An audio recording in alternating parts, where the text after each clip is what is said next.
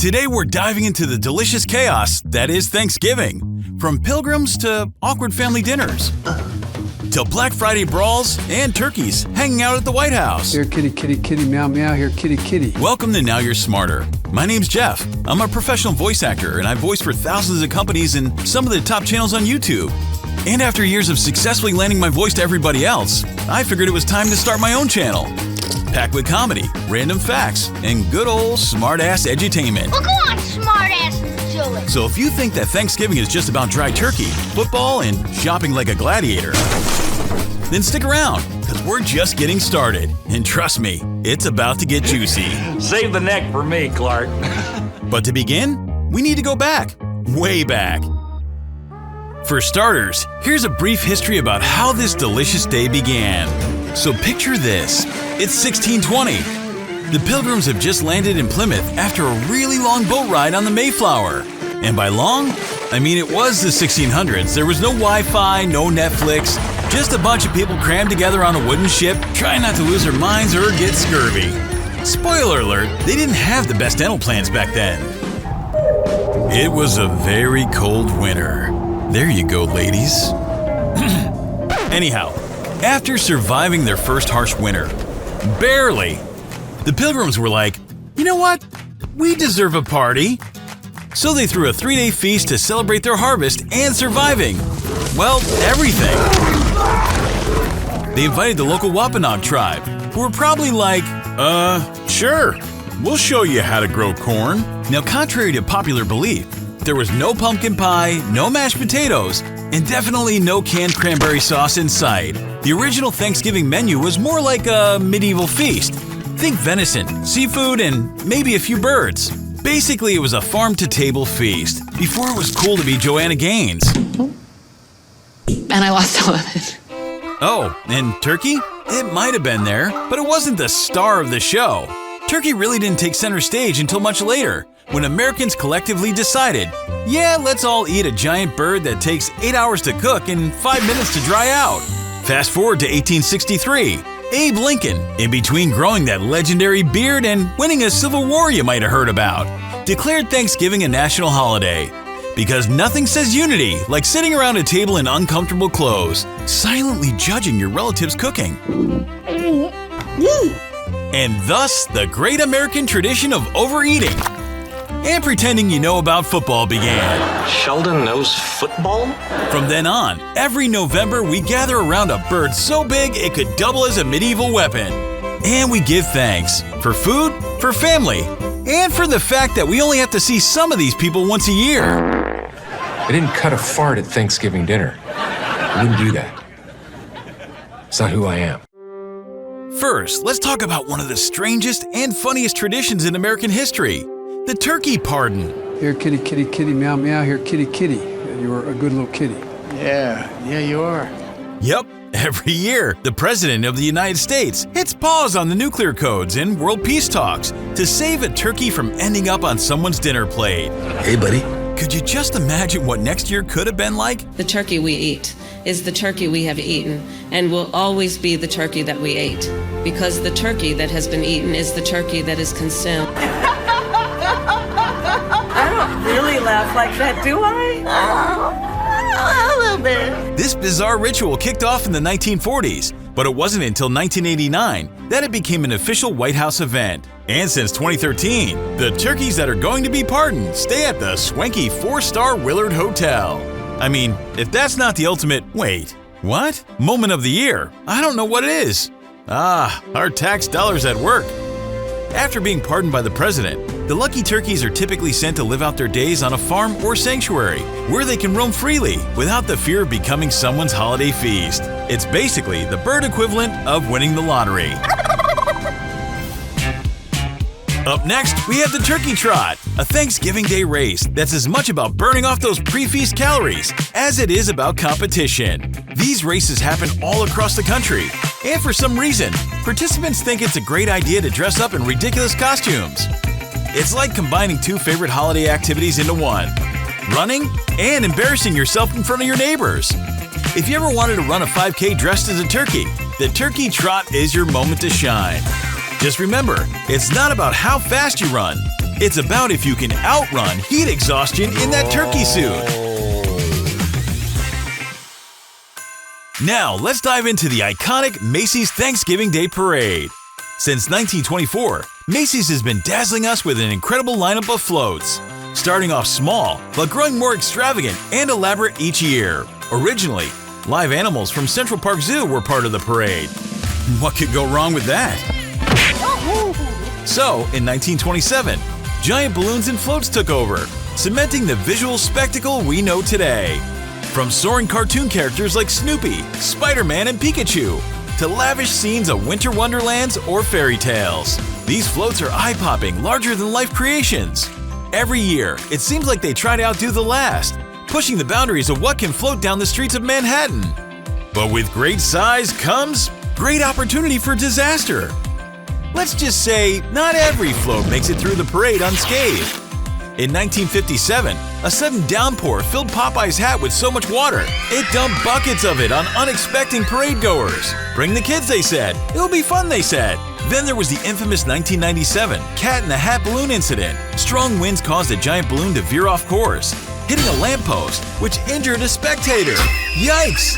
Floats have also been known to collide with trees, traffic lights, and even buildings. In 1985, Kermit the Frog had an unfortunate encounter with a tree branch, causing a tear that made him deflate in front of thousands. It's not easy being green. So, the next time you're watching these massive floats glide by, remember, behind the magic, there's always a chance that something could go hilariously wrong. Last but not least, Thanksgiving Day football. Are you ready? Are you ready for some football? Because nothing says I'm grateful like yelling at a TV while clutching a drumstick. This tradition goes way back, with the first Thanksgiving football game being played in 1876, long before the forward pass or instant replay was even a thing. It all started with college teams battling it out, and eventually, the NFL caught on in the 1930s. Because of course, nothing pairs better with turkey than a full-blown contact sport. So that's what opening up a can of whoop-ass feels like. And while it's technically about enjoying the game with family and friends, let's be honest, it's mostly about reigniting deep-seated rivalries. Think Super Bowl, but with more mashed potatoes, fewer commercials, and no over-the-top halftime show. Unless Uncle Carl decides to bust out his moves. Whether you're suiting up for some backyard football, or just yelling at the pros, Thanksgiving football is the ultimate calorie burner. And when your team inevitably tanks, because let's face it, they always do, just remember there's plenty of pie to drown your sorrows in. And pie never disappoints. Okay then, who's ready for some Black Friday chaos? It's about to get intense, so why not take a second and hit that like button? Also pop in the comments and let me know what's your favorite thing on the Thanksgiving Day table. Mine's probably deviled eggies.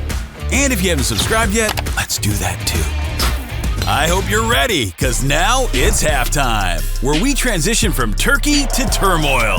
That's right, we're talking about Black Friday. Picture this, it's 4 a.m. on the day after Thanksgiving. The air is crisp, the coffee's still warm, and you're standing in a line wrapped around the block. Aunt Stella's next to you, stretching out her hammies, ready to charge the store like it's an Olympic event. Welcome to Black Friday, the day where people go from giving thanks to giving elbows over a flat screen TV. But why? How did we possibly get here? And is that Ninja Creamy really worth risking a broken toe? Now we're diving into the wild history of Black Friday, how it started, the crazy facts behind it, and why it turns otherwise normal human beings into insatiable shopping gladiators. Don't lose your place in line. The back of the line. No cuts, no butts, no coconuts. You don't want to miss this. Just like that $199 laptop deal you're hoping to wrestle away from a Karen. Alright, so where did this madness begin? Well, in the 1950s, police in Philadelphia started using the term Black Friday because of the chaos it brought to the city. Streets were clogged with traffic, stores were packed, and shoplifting was off the charts. Philly police hated it. Calling all units. We have 12 Mimas in an altercation over some fruitcake. But retailers? Retailers turned this consumer chaos into a goldmine. They started heavily marketing Black Friday as the unofficial start of the holiday shopping season. And suddenly, we're all in line at 3 a.m. You got a belly full of leftover gobbler sandwich, drinking cold coffee, and wondering if we really need that $6 rice cooker. So why is it called Black Friday? It's called Black Friday because in accounting terms, being in the black means making a profit, as opposed to being in the red, which means losing money. So for retailers, Black Friday was the day their profits soared, often turning their year from red to black. I guess they could have called it Green Friday. Before Black Friday, some retailers were barely scraping by. But come the day after Thanksgiving, boom! Their profits exploded. Stores plan their entire year around this one weekend, knowing that even though they're slashing prices, the sheer volume of sales would make up for it. Now that we've got the history down, let's dive into some wild Black Friday facts that will make you question humanity. Like, seriously, what are we doing out there? Fact number 1. Believe it or not, Black Friday is not the biggest shopping day in the world. In fact, in China, Singles Day on November 11th blows Black Friday out of the water. In the 2023 Singles Day, Alibaba reported sales of over $74 billion. Meanwhile, Black Friday in the US, about $12.4 billion. Fact number 2. People have actually camped out for deals. People have been known to camp out for days. Yeah, days before Black Friday, just to be first in line. That's right, we're talking tents, sleeping bags, bacon, the whole deal. Fact number 3. Shopping injuries are real. Sadly, Black Friday can get dangerous. Since 2006, there have been reports of over 100 plus injuries and even some tragic deaths related to Black Friday stampedes and fights. Which begs the question, is saving $8.47 on a blender really worth risking life and limb? But I'll just stick to buying it online in my Star Wars Jammy Jams. Fact number 4. Holiday parking sucks. Holiday shopping parking is like playing musical chairs, but with more rage and less music. Except the only chair left is a compact spot. Damn it. And mom driving her big-ass SUV is like, challenge accepted. It's a perfect time to reflect on life's important questions, like how far is too far to walk? Or should I just abandon the car and live here now? Oh, look, they have tents. While the day after Thanksgiving is a uniquely American thing, thanks to online shopping, Black Friday sales have exploded around the world. So even if you don't celebrate Thanksgiving, you can still participate in the time-honored tradition of wrestling an old lady over some linens. Seriously, one year, people were actually throwing punches over towels. Yeah, you heard me right, towels. In another case, people were fighting over waffle makers. Now I get it, waffles? Delicious. But going straight Waffle House over a waffle maker? That's a bit extreme. But I would sweep a leg for a PlayStation 5. Sweep the leg. Joking. Remember, it's a gaming console, not the Holy Grail. So what's the future of Black Friday? Will it last? With online shopping growing bigger every year, and how lazy we've all become, will Black Friday still be a thing? Honestly, experts think it's here to stay. People just love the thrill of the hunt, whether it's for a deal in store or a click of the mouse on Cyber Monday. But who knows? In a few years, we might be fighting virtual avatars over discounts in the metaverse. Cyber Monday has grown faster than anyone expected, and in recent years, it's rivaled Black Friday in sales. In 2023, Cyber Monday sales hit over $12.4 billion in the US, which means, in total, Americans spent nearly $21 billion in just those 2 days. Personally, I'm a cyber shopper. It's just the waiting for the package that stinks. All right, folks, that's a wrap on the wild history and bizarre facts of Black Friday. Whether you're out there braving the crowds or snagging deals from the comfort of your couch, remember, stay calm, stay smart, stay safe, and don't forget, at the end of the day, it's just stuff. And there you have it, the hilarious holiday history of turkey, tradition, and turmoil. I'm wishing the best to you and your family during this holiday season. If you liked the video, go ahead and hit that like button, and go ahead and share it with your friends and family. That way you got something interesting to talk about during Thanksgiving dinner, other than politics. Don't do that. Trust me. Also, don't forget we'll have brand new episodes every single week, so go ahead and hit that subscribe button and click that notification bell. That way you get notified every time a new one drops. Until next time, congratulations, 'cause now you're smarter. Now you're smarter. Take a ride.